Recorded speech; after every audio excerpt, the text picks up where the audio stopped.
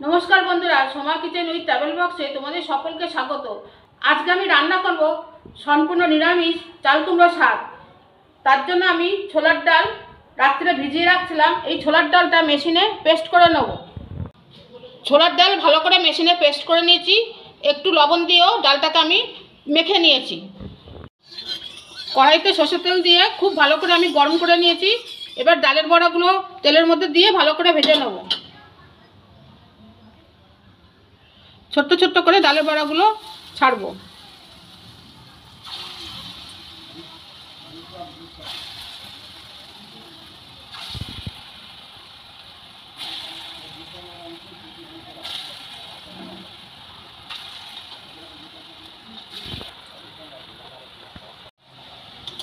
ডালের বড়াগুলো উল্টে পাল্টে ভেজে নেব।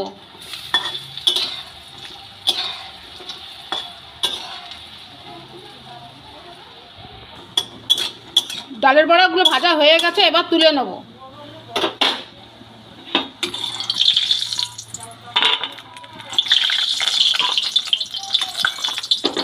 চাল কুমড়ো শাক রান্না করতে এতটা তেল লাগবে না, তাই আমি তেল একটু তুলে নেব। এবার ওই তেলেই আমি একটা শুকনো লঙ্কা দিয়ে দিলাম।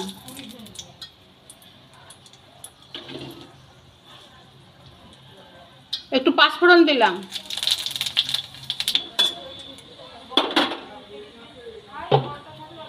কেটে রাখা আলু আর বেগুন ওই তেলের মধ্যে আমি দিয়ে দেবো।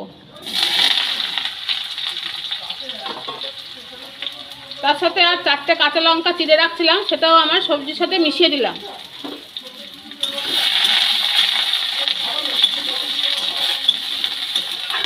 আলু বেগুন কাঁচা লঙ্কা ভালো করে আমি তেলের মধ্যে নেড়ে চেড়ে নেব।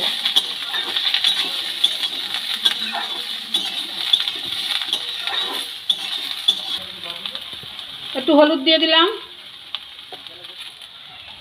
লবণ দিয়ে দিলাম।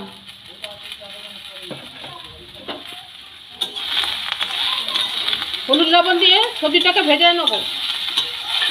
এতে কোনো আর মশলা দেবো না। এইভাবে আমি চাল কুমড়ো শাকটা রান্না করব। সবজিগুলো ভাজা হয়ে গেছে, এবার চাল কুমড়ো শাকটা সবজির সাথে মিশিয়ে দেবো। শাকটাকে খুব ভালো করে কেটে পরিষ্কার করে আমি ধুয়ে নিয়েছি। এবার এই সবজির সাথে শাকটাকে মিশিয়ে দেবো। চাল কুমড়ো শাক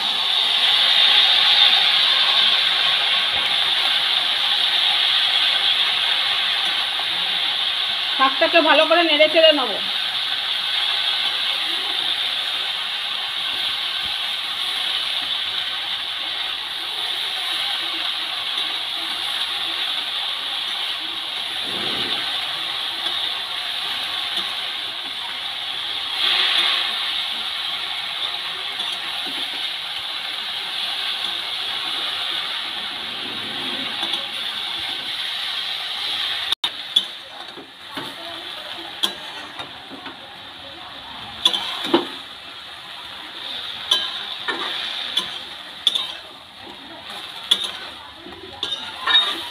চাল কুমড়ো শাকটাকে সবজির সাথে খুব ভালো করে ভাজা ভাজা হয়ে গেছে।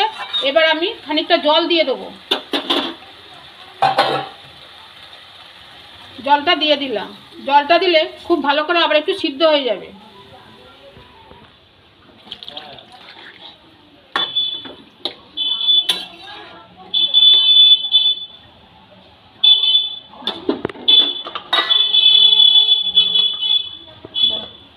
এবার ঢাকা দিয়ে দেবো। 15 মিনিট পর ফিরে আসলাম। দেখি শাকটা কিরম হয়েছে। খুব সুন্দরভাবে ফুটে উঠেছে আর সবজিগুলো খুব ভালোভাবে সিদ্ধ হয়ে গেছে। এবার এতে ভেজে রাখা ডালের বড়াগুলো মিশিয়ে দেবো।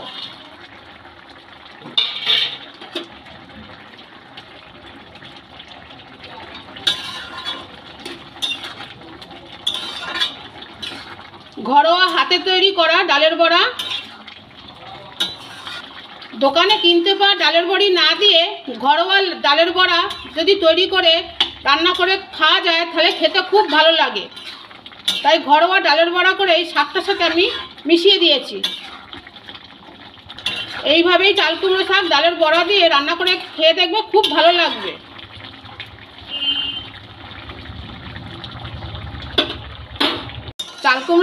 রান্না হয়ে এসেছে। এবার আমি এতে সামান্য একটু চিনি মিশিয়ে দেবো।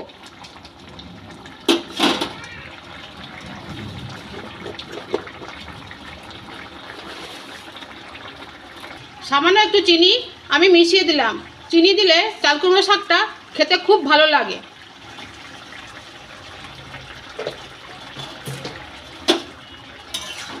ভালো করে এবার নেড়ে চেড়ে নিলাম। নিরামিষ চাল কুমড়ো শাক রান্না হয়ে গেছে। এবার এতে আমি একটু ভাজা মশলা মিশিয়ে দেবো। ধনে জিরে ভাজা মশলা একটু মিশিয়ে দিলাম, তাহলে গন্ধ আর স্বাদ দুটোই ভালো লাগবে। তোমরাও এইভাবে বাড়িতে চাল কুমড়ো শাক রান্না করে খাবে, দেখবে খুব ভালো লাগবে। আজকের রান্নাটা তোমাদের কেমন লাগলো অবশ্যই কমেন্ট করে জানাবে। আমার রান্নাটা যদি ভালো লেগে থাকে অবশ্যই লাইক দেবে, শেয়ারও করবে, আর ভালো রান্না পেতে আমার চ্যানেলটিকে সাবস্ক্রাইব করবে। সম্পূর্ণ নিরামিষ চাল কুমড়ো শাক রান্না হয়ে গেছে। এবার আমি নামিয়ে ফেলবো।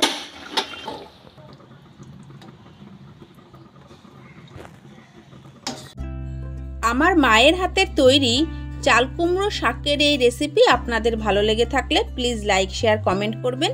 যদি আমার চ্যানেলে নতুন হয়ে থাকেন অবশ্যই চ্যানেলটিকে সাবস্ক্রাইব করে পাশে থাকা বেল আইকনটি প্রেস করে দেবেন।